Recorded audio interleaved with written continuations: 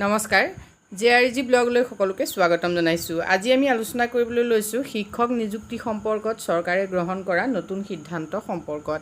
ইতিমধ্যে আপোনালোক সকলোৱে গম পাইছে যে অসম চৰকাৰে শিক্ষক নিযুক্তিৰ বাবে উমৈহতীয়াকৈ এটা পৰীক্ষা পতাৰ সিদ্ধান্ত গ্ৰহণ কৰিছে। যদি এই পৰীক্ষা অনুষ্ঠিত হয় তেতিয়াহ'লে এই পৰীক্ষাত কোন কোন অৱতীৰ্ণ হ'ব পাৰিব আৰু যিসকলৰ টেট নাই, বিএড নাই বা ডিএলএড নাই তেওঁলোকে এই পৰীক্ষা দিব পাৰিবনে নাই সেই সম্পৰ্কে আজি ভিডিঅ'টোত আমি আলোচনা কৰিম।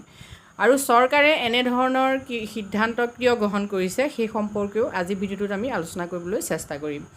মুখ্যমন্ত্ৰী মহোদয়ে ইতিমধ্যে ঘোষণা কৰিছে যে শিক্ষক নিযুক্তিৰ বাবে উমৈহতীয়া এটা পৰীক্ষা অনুষ্ঠিত হ'ব, যিটো পৰীক্ষাৰ জৰিয়তে শিক্ষকক নিযুক্তি দিয়া হ'ব অহা বছৰৰ পৰা। অৰ্থাৎ এই বছৰ যদি শিক্ষক নিযুক্তি হয় আগৰ পদ্ধতিতে শিক্ষকসকলক নিযুক্তি দিয়া হ'ব, কিন্তু 2024 চনৰ পৰা শিক্ষক নিযুক্তি প্ৰক্ৰিয়া নতুন হ'ব। মুখ্যমন্ত্ৰী মহোদয়ৰ ঘোষণাত ইতিমধ্যে এই কথাটো প্ৰতিপন্ন হৈছে যে টেট, বিএড আদি ডিগ্ৰী বা প্ৰমাণপত্ৰ থাকিলে আপুনি শিক্ষক হ'ব নোৱাৰে। শিক্ষক হ'বলৈ হ'লে উমৈহতীয়া পৰীক্ষাত আপুনি অৱতীৰ্ণ হ'ব লাগিব আৰু সেই পৰীক্ষাত উত্তীৰ্ণ হ'লেহে আপুনি শিক্ষক হিচাপে নিযুক্তি পাব। টেট, বিএড আদি প্ৰমাণপত্ৰসমূহ নিযুক্তিৰ বাবে অনুষ্ঠিত হ'বলগীয়া পৰীক্ষাত বহিবলৈ অনুমোদনৰ নথিহে হ'ব। শিক্ষক নিযুক্তি সম্পৰ্কত এনেধৰণৰ নতুন পদক্ষেপ কিয় গ্ৰহণ কৰিছে? এনেধৰণৰ সিদ্ধান্ত গ্ৰহণ কৰাৰ মূলতে হ'ল ছাত্ৰ ছাত্ৰীসকলক সমান দৃষ্টিভংগীৰে পৰ্যবেক্ষণ কৰা।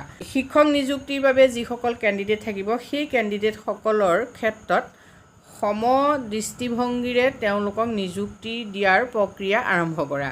এই সম দৃষ্টিভংগীৰ ক্ষেত্ৰত বিশেষকৈ তেওঁ উল্লেখ কৰিছে যে যিহেতু আজিকালি বহুতো মুক্ত বিশ্ববিদ্যালয়ৰ পৰা ছাত্ৰ ছাত্ৰীসকলে বিএড বা ডিএলএড ডিগ্ৰী লাভ কৰে।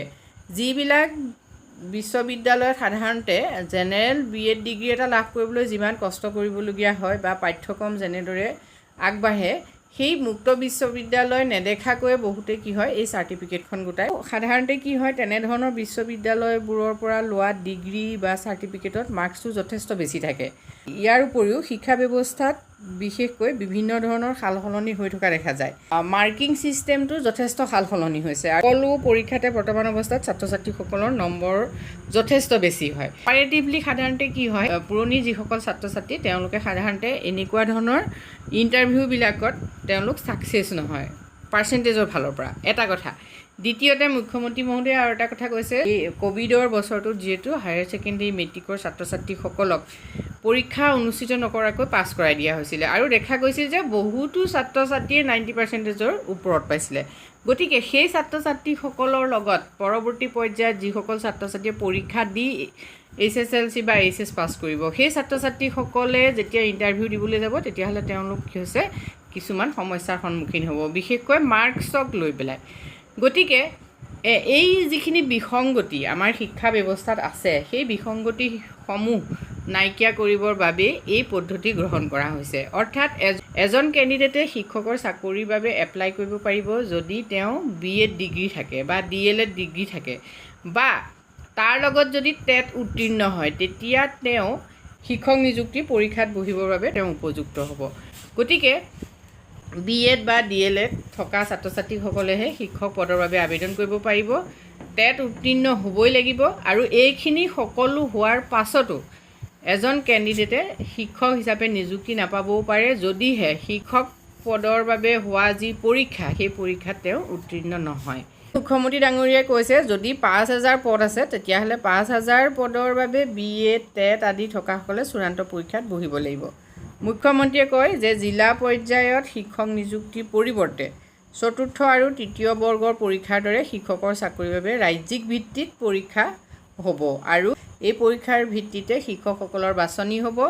আৰু এটা কথা তেখেতে কৈছে যে বাছনি হোৱা সকলৰ ভিতৰত যদি মহিলা দিব্যাংগ থাকে তেতিয়াহ'লে তেওঁক নিজ জিলাতে নিযুক্তি প্ৰদান কৰা হ'ব আৰু পুৰুষ প্ৰাৰ্থীসকলে ওচৰৰ জিলাত নিযুক্তি পাব। গতিকে শিক্ষক নিযুক্তিৰ বাবে চৰকাৰে যি সিদ্ধান্ত গ্ৰহণ কৰিছে এই সিদ্ধান্তই ভৱিষ্যতে ছাত্ৰ ছাত্ৰী বা চাকৰি প্ৰাৰ্থীসকলক বিশেষকৈ প্ৰভাৱিত কৰিব।